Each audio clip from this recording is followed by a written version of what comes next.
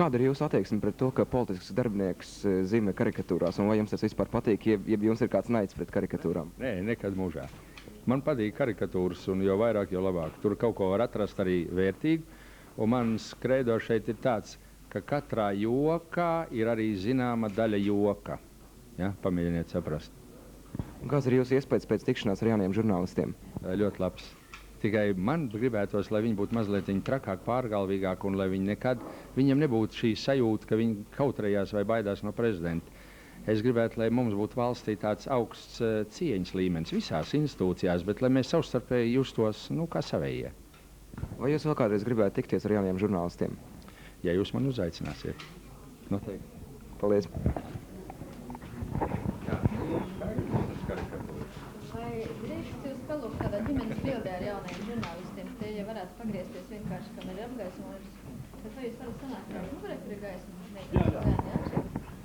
Ģimenes bildi. Mēs palūksīju prezidents kaut kur pa vidus. Jā. Tradicionāli pa vidus? Jā, tradicionāli pa vidus. Tā, Jaunkodas un Jaunkogi, lūdzu, drošāk. Tā, jūs visi no abām pusēm lūdzu.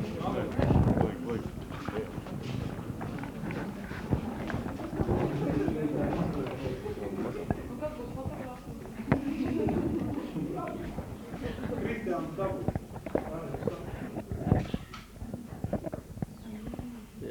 Vajadzētu tādā kā jums bija televīzijā kaut ko tādu, kājas mums bija krustam vai šķērsam, mēs tā stāvam visi. Nezinu.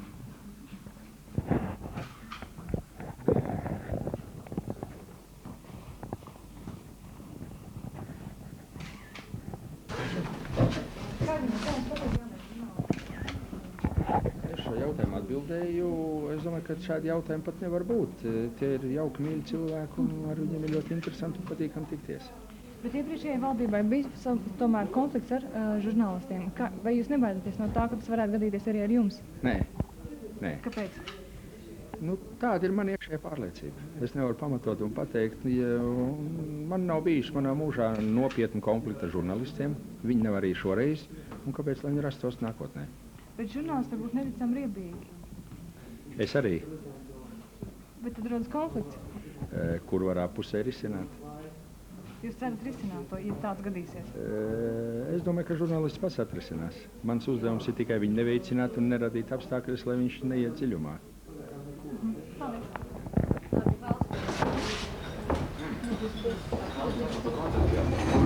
Kā jums ir tā materiālā puse? Jūs paši sametiet naudu vai jums kaut ko kāds finansē?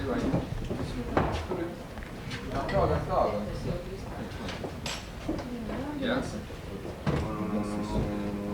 Kāds jums tās programmas, ko jūs vispār nav tāds? Jums kaut kāds semināri vai kaut kā šeit tieši? Vai nodarbības vai? Tā, viņš organizē latviešu runātu skolu, savukārt pa ziemu viņi organizē darbu.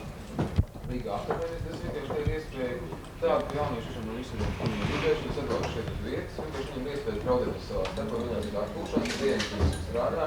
Šajā nedēļā mēs darbojāmies tā Jūrmālas preses centrā. Festivāla Jūrmās. Visi jaunieši darbojās akreditēti viens kaut ko darīt. Vienkārši tur iespējams sadarbības mums nav tādu. Tad nodarbīja Latvijas jaunības laikos, padomu jaunības laikos. Problēma ir tā, ka vienkārši jaunieši mēs problēma ir izkāpt autos, atbraukt uz Rīgu, nodot savus rakstus un darboties. Tā ir problēma tā, ka mēs šeit izbraukāt no Liepājas uz Rīgu, parādīt savu materiālu, savu atpakaļ. Mums svarīgi ir iespēja pašiem darīt tādu izvaldu. Citādi problēma tā, ka daudz žurnālisti Latvijā, viņi turas ar žurnālisti, viņiem priekšatīs no filmām, kur ir kaut citu rīdus. Un kādām žurnālistiem priekšņi jāiet Rīgas tagad prezidents, viņi sēž būs, viņiem ir pārāk cilvēki. Nē, viņi bija diezgan droši. Es jums uzvaru dažs jautājumus tagad, ja? Par cik tagad ir mazāk cilvēki. Ja? Krievvalodā. Var krievvalodā? Jūs sapat krievvalodā, ja?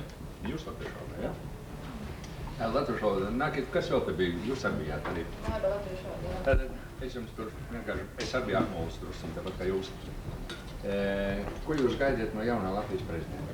Viņam es tas neesmu. Kad ir ievēlēts Latvijas prezidents, priekš jums arī tas bija jaunums un jautājums, jo jūs man jautājat, kā es jutos un kā es tur transformējos. Jums ir ievēlēts Latvijas prezidents. Ko jūs gaidiet? Jūs tā gaidiet. Jūs tā nav.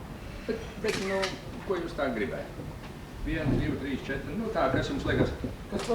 Kas jums liekas svarīgāks? Nu, jūs esat pilsoni un cilvēks, un jūs dzīvojiet un šeit labāk, sliktāk, un ir ievēlēts prezidents. Nu, kā es būtu žurnālists, un es uz ielas jūs noķeru un saku, ko jūs gribat no jaunās prezidenta? Jā. Lai nebūtu nekāda jūs tāda sajūta, ka visu to jauno naudu stabilizēt. Ko jūs saprotat stabilizēt ekonomiku?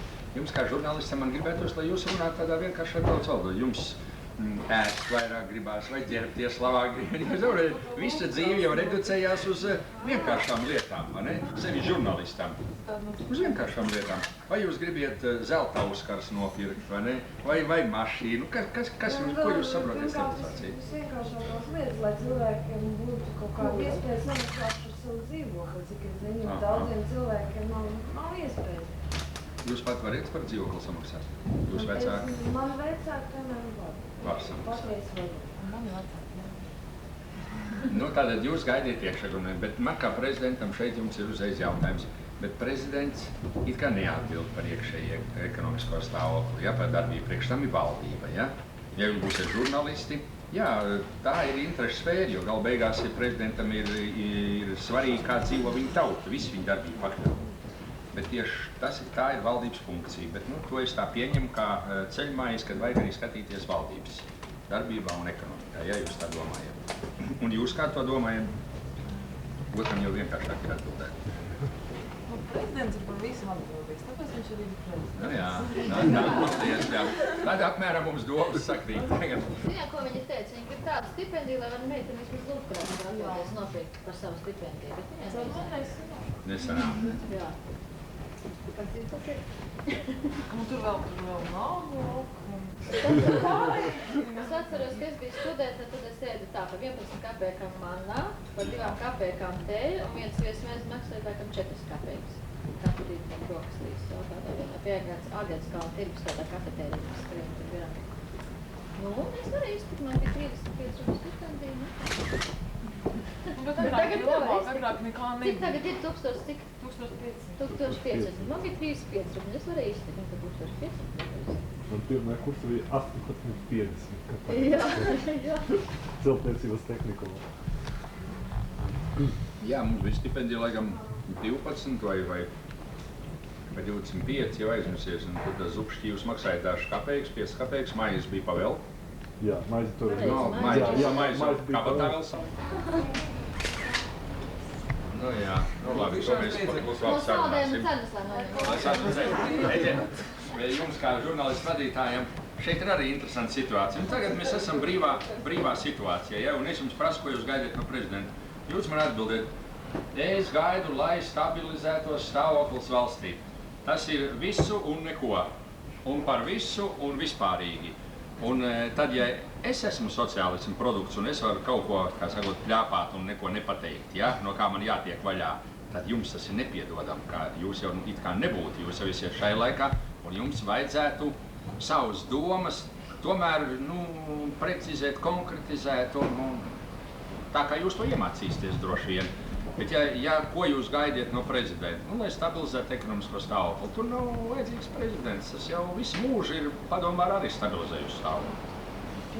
Ja? Citi mērķi nav bijuši. Visiem 5 gadus plāniem bija, jūs skatīsieties, tikai tāds nolūks. Tagad tas ir šī gadījumā no jums. Es to ceļmājas tādu konkrētāku nedabūju. Tātad mums tālāk jāmeklē pašiem. Kādam jābūt ir šim prezidentam un ko viņam vajadzētu pirmām kārtām darīt. Es domāju, 20. gada miera līgums. Nav. Jā. Nē, es pateikšu, jā. Un, teiksim, ja atkal būtu tāda situācija, ka nedodies Boris Jelcins pateikt, ka šeit ir kaut kas ne tā, un mēs nākam iekšā aizstāvēt savus tautiešus. Kā jūs rīkotos? Jūs atkal pateikt, palieciet jūs savās vietās, mēs paliek savā? Jā, to jautājumu jau Es jau runāju par šo tēzi palieciet savās vietās, viņi vēl nav līdz galam izpētīti. Kā es rīkotos, protams, ir grūti prognozēt. Es negribētu, lai nekas tas nenotikos, ja? Lai man nebūtu šāda problēma jānodarbojās. Bet ja tas ir iespējams sapulcināt šo drošības padomu, aizsardzības padomu, ja, kurai ieiet visi militārie spēki un cilvēki, kas atbild par stāvokli valstī, ja, un es domāju, ka mēs meklētu pretdarbības līdzekļus. Es runāju pretdarbības. Tie var būt ļoti dažādi. Tie var būt, atcerēties, kad savā laikā Kubas krīze bija, ka Kenedijs un Hruščovs bija, pilnīgs pasaules karš. Un tomēr bija tiešais slepenais vats, kur Kenedijs ar Hruščovu sazinājās, un dažu minūšu laikā viņa personīgo pārunu rezultātā apstājās šī kara eskalācija. Un nebija šis karš, ja? Un nebija jāsūt nevienam pretī karavīru, ne otram karavīru, un nebija šīs asins jāizlai, ja? Šeit ir ļoti plašs diapazons darbībai, ko nedrīkstēt. Nedrīkstēt ieslīgt vienā galībā vīri pie ieročiem. Tas ir elementārs it kā risinājums. Daudz sarežģītāk ir panākt, lai tie ieroči noklusētu. Tā es domāju, bet es ceru, ka tā nekas nebūs. Man gan iekšējā pārliecība, ka nedraud Latvijai šīs iekarošanas, atkārtotas okupācijas vai kaut kādas ieņemšanas. Var būt kādas provokācijas, tur 3 robežu sargot kaut kur tā. To es tā kā pielaižu. Un šis līgums netiks likvidēts. Tas ir vēl viens tāds miera līgums taču. Šo jautājumu var būtībā uzdot, jo zemniecība jau ir Latvijas izdzīvošanas pamats. Tas nacionālais izdzīvošanas pamats, es ne pa ekonomisko runāju. Un es, piemēram, domāju, ja zemnieks iegulda savā sētā līdzekļus, 1, 2 vai 3, un ja viņš valstī neatdod tos līdzekļus, tie līdzekļi paliek valstī, tā ir nacionālā bagātība, tā ir Latvijas zeme, Latvijas ēka, Latvijas kūts, Latvijas šķūnis. Tas nekas, ka tur dzīvo zemnieks Petersons iekšā. Un es domāju, ka ir drausmīgi stulbi tas, kad kaut tie paši graudi, kas tādi pie mums ir jau gatavi, vai ne, principā, bet nevar viņa zemnieks tas pats nekur viņas nevar normāli vai pārdot vai nodot, bet vienāks laiks, ka viņam tā būs mums jāiepērk no ārzemēm, kur varētu nav. Valdība domās, nu tā bija iepirkt šie graudi. Bija, redziet, Godmaņa kungam arī mēs it kā viegli pārmetam, ka viņš ir šos graudus nepareizi iepirkts. Bet atcerieties tā, mums jau atmiņa diezgan paīsi. Bija kādi 2-3 gadi, kad šī graudi nebija Latvijai. Kad raudēja bats, nebija neko cept, maizi, neko. Viņš sapirka tos milzīgos kvantums un bija ārprātīgi priecīgs, ka paldies Dievam tuvākos gados Latvijā bats nebūs maizi nopirka. Pēkšņi pagriezās visu pasauli otrādi un izrādās, ka nevis bats, bet taisni ir līdz bēniņiem pilns. Un tagad visi elevātori pilna graudiem ir un jaunie graudi aug. Nav jautājums, bet jautājums ir, kur viņus likt. Teiksim, Kārlis Ulmans iznes Latviju pasaulē ar augstas kvalitātes bekonu un sviesta eksportu. Kā jūs domājat, kas būtu? Ko es iznesīju? Jā.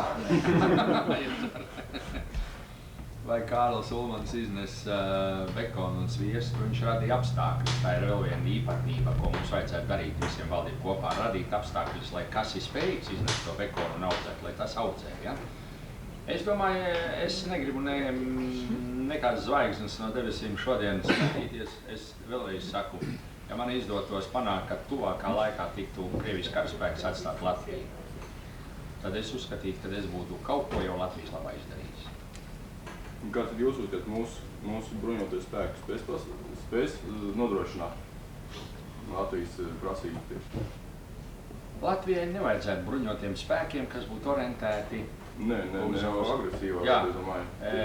Agresiju, ja pasaulē mūs neatbalstīs un mēs neieņemsim noteiktu vietu šo pasaules valstu hierarhiju, mēs nevienai agresijai pretī no austrumiem nevaram noturēties. Tas ir cita nostādne. Nedrīkst vispār tādu varbūtību pielaist un šai pasaules domai nedrīkst būt tādai. Un šeit ir ar rietumiem runājot. Un ko jūs tagad varētu pateikt, ka principā ir izveidot Latvijas armiju, bet visapkārt var dzirdēt, ka tas ir tas pats, kas bija, tikai latviešu valodā. Un ka viņi vēl, līdz šim brīdim viņi nav profesionāli armija. Ir brīvprātīgi var iet, un var neiet līdz zēnu, vēl tagad baidās. Otrs būs piesaukums. Tas ir process, ja, kurš ir pārējot. Es neredzu, kā var pārējot no vecā uz jauno bezsāpīgi. Ja. Tas tāpat, ka viens otrs iedomājās, ka var no kolhoziem uz zemnieku saimniecībām pāriet, ka nekas nesagrūs. Un tie, kas aizstāv kolhozu savhos, saka, vai kā viss grūst, jūk un brūk un nevajadzēja gan sagraut, vajadzēja atstāt. Bet tad mēs nekad netik pie jaunā. Cits ceļš, cik civilizēti mēs to darām šo pārēju. Ja. Par armiju mums būs vēl ilgs un nopietnas pārunas un lemšanas. Ir robeža apsardzība, jo mums tā robeža ir ļoti sarežģīta, tā būtu armijas funkcija. Un tā būtu galvenā. Un ir varbūt dažas daļas, kam ir jābūt gataviem atsevišķas provokācijas likvidēt, kas varētu būt. Ja? Lai mēs neesam tā kā cāļi, vai ne? Kas ienāk, tas mūs paņem. Bet runāt par kaut kādu militarizētu milzīgu armiju, kas spēj nosargāt Latviju, es par šo, mani grupa par to šodien runāt. Un tālāk ir šie iekšējie spēki, zemesardze un iekšlietu ministrija, kur nodrošina valsts iedzīvotāju drošību šī kriminogānā situācija, kas ir tā. Jā.